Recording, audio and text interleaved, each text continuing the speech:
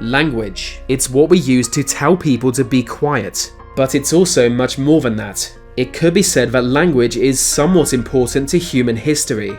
Every culture to ever exist seems to have developed its own language. In fact, there are at least 5,000 of them.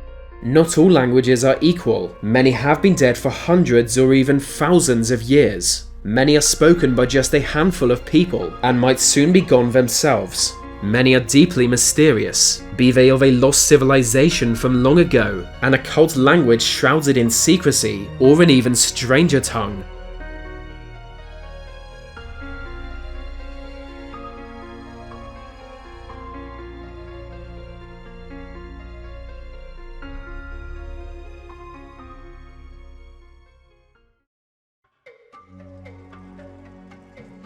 In medieval times, it was widely believed there was a divine language, the language spoken by angels and God himself. For many, that language could be found in the private journals of a man called John Dee. Dee was England's foremost occultist, having spent years studying alchemy and magic. Eventually, he became an advisor to the Queen. It was said he was able to summon demons and angels, who taught Dee the mysterious language in 1582. Preserved in his writings, the language is unlike any other. Its alphabet and grammar are unique, even alien-like. Read from left to right, each letter has an English equivalent and has been fully translated. Rumour told that by speaking this tongue, all kinds of celestial feats could be achieved, including opening a gateway to heaven. In following centuries, some came to believe it was really an evil language, that the angels who revealed it were demons in disguise. Most came to condemn it as demonic, but there were always some who believed it was divine. Modern linguists are equally divided. Enochian could easily be a forgery, but it does have phonetic elements not found in any other language, and is still studied by occultists. Go back to 16th century Europe and you'd find that criminals had their own secret language. Known as rogues' cant, it was spoken by thieves, pirates, highwaymen, gypsies, and anyone else lumped in with the term rogue. They were notoriously protective of the language, teaching it only to trusted members of the underclass. Authorities were desperate to learn it, often interrogating known rogues. But the rogues responded by changing the language over time. The origin of rogues' cant is unknown, but according to legend it was developed in 1530 by Cock Laurel, a well-known criminal leader who claims the title King of the Gypsies. There's no historical evidence Cock Laurel even existed, but modern analysis shows it likely did evolve from the gypsy language Romani, yet there's only so much to analyse, given it's a dead language surrounded by legend. Easter Island, one of our world's most remote and mysterious places. For hundreds of years it was home to an enigmatic culture, famous for building big-headed stone-faced idiot statues. With Easter Island being so small, that culture struggled to survive, and is now gone, but they left behind a mysterious undeciphered language called Rongo Rongo. Now to me, Rongo Rongo sounds like a kind of cartoon private detective, but my opinion is worthless. Dozens of wooden tablets of these strange symbols have been found. Thought to be read in alternating directions, it's possible the language is linked to lunar cycles. We don't know when it was developed, but it was still in use up until the 1860s. Within decades of falling out of use, no one could remember how to read it. Also by then, most of the tablets had been used for firewood, leaving us with just a few dozen. If Rongo Rongo is ever translated, perhaps these tablets will reveal the purpose of the stone heads, but that day will likely never come. Birds are annoying. Sometimes their chirping wakes me up. If I had my way, they'd all be dead. But according to folklore, their chirping is actually a language. In Norse mythology, the legendary king Dag the Wise could understand the language of birds, as could some figures in Greek mythology. The Talmud says King Solomon had the same ability, and often took their advice. What these and many other legends have in common is that only those chosen by God can understand the language.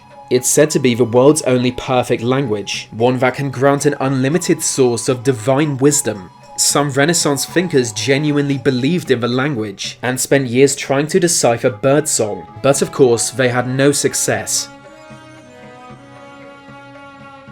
The Incan Empire was the largest of all Native American empires. Its pure vastness made communication difficult, given they had no horses or written language.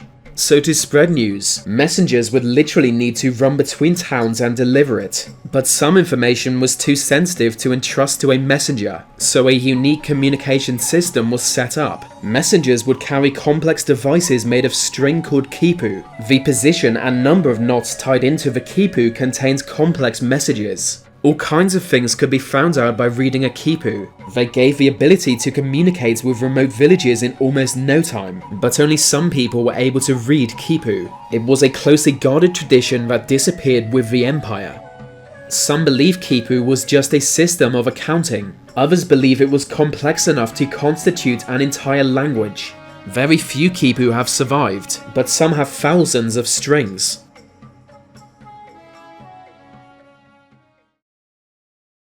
For much of Chinese history, women were denied education, in some cases forbidden from learning to read or write. To get around this, a secret written language was developed, a language used exclusively by women. For hundreds of years, upper-class women in China sent each other hidden messages in nushu. Mothers taught the art to their daughters, ensuring it would survive for centuries, from at least the 1500s into modernity, all the while keeping its existence a strict secret. When they died, all they had written would usually be destroyed. It's said only one man ever achieved proficiency in nushu. Going into the 1900s, many Chinese women still used it, but when the Japanese invaded, they outlawed nushu, fearing it would be used by rebels to send covert messages. This, combined with greater access to education, slowly drains the life from the art. Few today are able to read it. At the border of France and Spain is a region called the Basque country, and this region is home to a very unique language. Basque is thought to be the oldest language in Europe, but its origin is completely unknown. It has no known connection to any other language, as if it just appeared from nowhere. The Basque people have been here for at least 6,000 years, largely isolated by the deep valleys, high mountains, and dense forests of their homeland. So it makes sense they were able to maintain this unique language, but Basque itself could be much older than 6,000 years. The structure of Basque is truly strange, and has always been difficult to translate. All kinds of theories exist concerning its origin. Some even claim it was the language of Atlantis, and that the Basque people are the descendants of that lost civilization. Freemasonry is pretty weird. Possibly the most notorious secret society from history. All kinds of powerful figures were Masons. Many Freemasons took to studying ancient mysteries, from which they developed a secret communication method, a writing system so complex a cipher was needed to decode it. There were many variations of the cipher, and it proved such an effective system it was used by Union forces in the American Civil War. The origins of the Masonic cipher are not known for certain. Some believe it grew from an ancient school of Jewish mysticism. It was used widely during the 18th and 19th centuries, but fell out of use when several books came out exposing the cipher. According to rumor, newer, even more complex ciphers were developed, and are still in use now to conceal Masonic secrets. The island of Crete was once home to a great Bronze Age civilization. Their influence spread far and wide, and they clearly enjoyed great wealth, but there are no signs they had any kind of military force. Little is known about life in the Minoan Civilization, least of all how they avoided invasion from neighbouring powers. Their writing system is a complete mystery to us. Not one text in the language has been deciphered. Known as Linear A, it seems to have not been influenced by the language of neighbouring civilizations, and despite being studied since the 1950s, it remains a language of mystery. And so, when it comes to studying Europe's first great civilization, we don't have much more than works of art. Greek mythology describes it as a land of monstrous creatures like the Minotaur. As far as we know, those myths could be true. I mean, it definitely isn't because there's no such thing as a Minotaur. But still, until we get this language translated, Minotaurs are real. They're real to me. Speaking of mysterious Bronze Age civilizations, none was larger than the Indus Valley Civilization. Flourishing along the immense Indus River, the culture grew steadily, eventually having a population in the millions. At least we think so. We can't be sure about much because its language is undeciphered and has no known descendants. It seems to have simply died and been forgotten by history, and so despite this civilization surviving thousands of years, and despite more than 1,500 cities and settlements being discovered, their language is a mystery in every sense of the word. All contemporary materials that reference the language are also unreadable, yet they clearly had a language and knowledge of writing. But there are so many mysteries of the civilization. Like the Minoans, they don't seem to have been militarily minded at all. How did they defend themselves for so long? Why did the civilization finally collapse? What happened to its inhabitants? Until their language is deciphered, we might never know.